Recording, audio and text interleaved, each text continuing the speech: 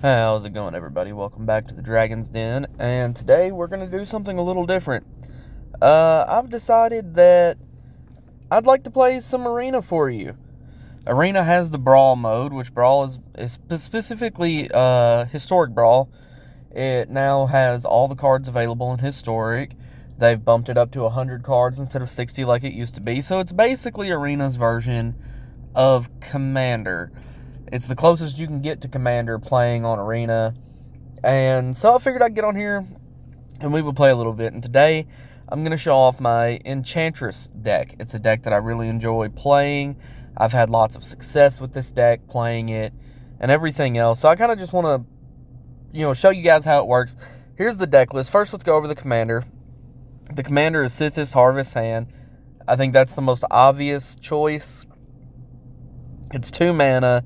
And it gains you life and draws you cards. So it's an Enchantress in your command zone, which is one of the biggest things you want or need to have for this kind of a strategy to work. I will scroll right down through the side right here real quick, just so that y'all, if you want to, can see the deck list. And if you want to put this together on your Arena account and you want to take it into Brawl and see how it works, well, then you can do that. I highly recommend it, as it is a really, really fun deck to play, and it is extremely resilient. Like, even if you end up in a bad situation, it is decently easy to dig yourself out of it with this deck, as if you can get your commander to stick, then the amount of cards you will draw and the amount of life you will gain can prevent you from taking a bunch of big damage. And you don't care so much for creatures being on the field because you have lots of enchantments to keep them from attacking or blocking. So there's the deck list. I'm going to find us a game, and I'll see you there. Alright, here we are. We're in game. And I know this is only a 2-land hand, but I actually think I'm going to keep this.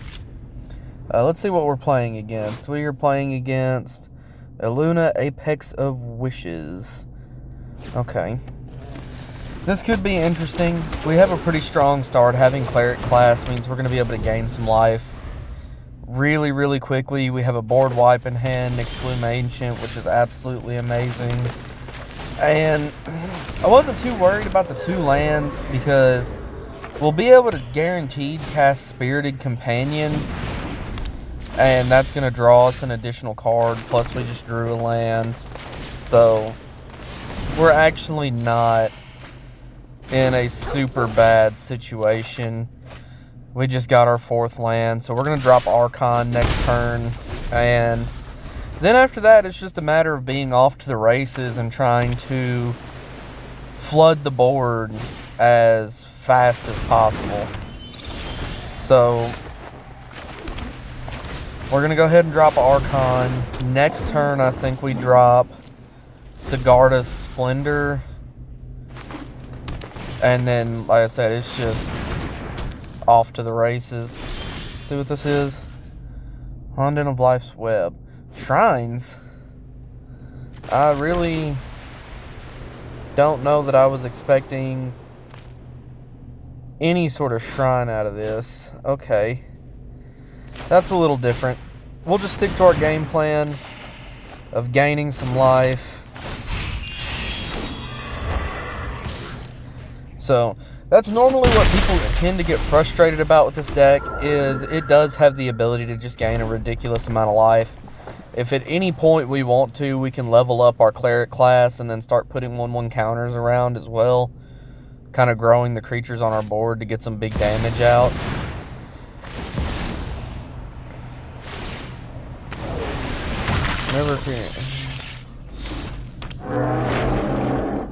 Okay, seems like they're doing a lot here.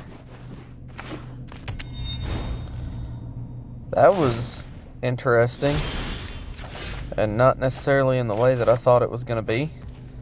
Okay. So what I think we do here is, I don't want to wipe the board because I have a lot of good stuff. Did you mutate something under that?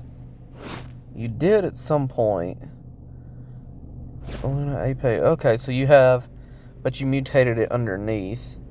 I can Elspeth Conquers Death and get rid of that. You're about to be going wide and big, though. Gosh, I hate to do it. Alright, we're just going to get some damage in with Archon.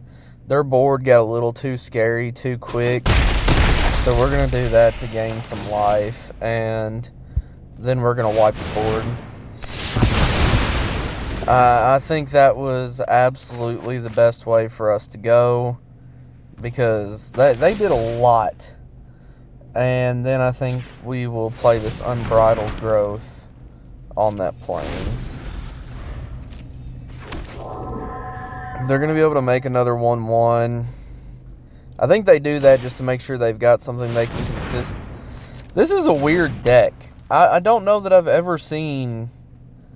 Like, it's this weird half shrine, half not kind of deck.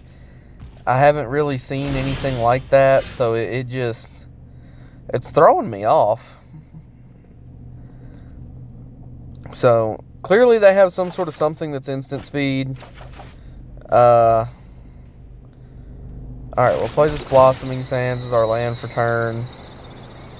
And then how much mana do we have? Is this the one that gives me double mana? No.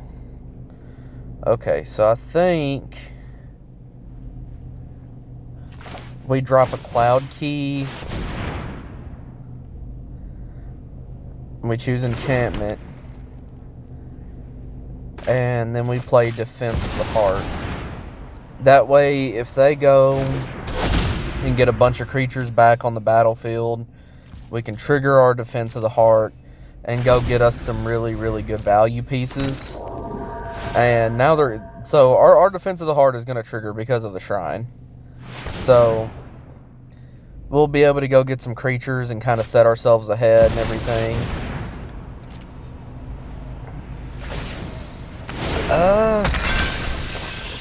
What exactly does a Luna do? Whenever this creature mutate, exile cards from the top of your library until you exile a non-land permanent card. Put that card onto the battlefield or into your hand. So you get a free permanent, basically. Is what it does. Okay, so they're going to hit me for 6. I'm not worried about that at all. We've been gaining life. Defense of the Heart is going to trigger. And we're going to go get 2 creatures.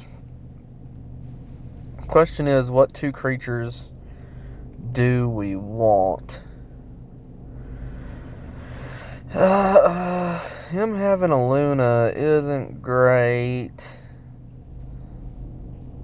I think we'll take Jukai Naturalist and Dryad of the Elysian Grove. So now we can replace Sythis for 2. We'll gain some life. We can cast Nyxbloom Ancient. Gain some life. Play our extra land for turn. We'll do Omen of the Hunt. That way we can... Yeah, Omen of the Hunt was definitely the right thing. We drew all the right stuff. We're about to get a humongous lead here. We'll just throw this on any old land. I would like... We're going to throw it on him because he's got lifelink. I would really enjoy drawing another land right now because then I can play that Bound in Gold. Okay. I think we've put ourselves in a position where we're absolutely going to go off next turn. We don't have a flyer, so he's going to kind of be able to just kind of run roughshod as far as the mutate thing is concerned and everything else. But we can drop the All That Glitters on the Jukai Naturalist, and we'll be able to gain a ton of life, draw some cards. The Gem Raiser is not something I wanted to see. Let's see what he targets here. Probably the Nyx Bloom Ancient. Actually, I think he targeted my cleric class, I think is what I saw. That's about the least punishing thing he could have targeted. That's actually perfectly fine. He should have took out the Nyx Bloom Ancient, realistically, I think. So what we're going to do here is, first we're going to play Luminous Bonds. Can I win here? I think I can win here. So first I'm going to drop all that glitters on Nyx Bloom Ancient because it has trample. So forget what I said earlier. Okay, he knows it. Good game. Are you going to make me play it out? Okay, he's not. So, that was a weird deck that I've never seen before in my life. The whole, it was kind of a shrine thing, kind of not. So, it was definitely interesting, and it threw me off. But, I think you guys kind of got the gist of what the deck that I was playing wants to do. You get out your commander, you play a bunch of enchantments, you just rush through your deck. And right there at the end, even if he hadn't conceded because he knew I had the All That Glitters on the Nyx Bloom Ancient, so it was a 16-16. I could have dropped this, made one of the 3/3s not be able to block. Then I had fogged the Barrow Downs, could have made another one not able to block. Luminous Bonds, made something else not able to block. Elspeth Conquers Death, kill something else, growing my Nyx Bloom Ancient. And I could have hit him for more than 16. All just in that one turn, and we don't even know what I would have been drawing when I casted those. But I had enough stuff just in hand, being able to prevent them from attacking or blocking, to be able to win that game. Now, if we didn't have Nyx Bloom Ancient, it would have been a little bit different. Obviously, Nyx Bloom Ancient is an extremely powerful card that can enable a lot of things.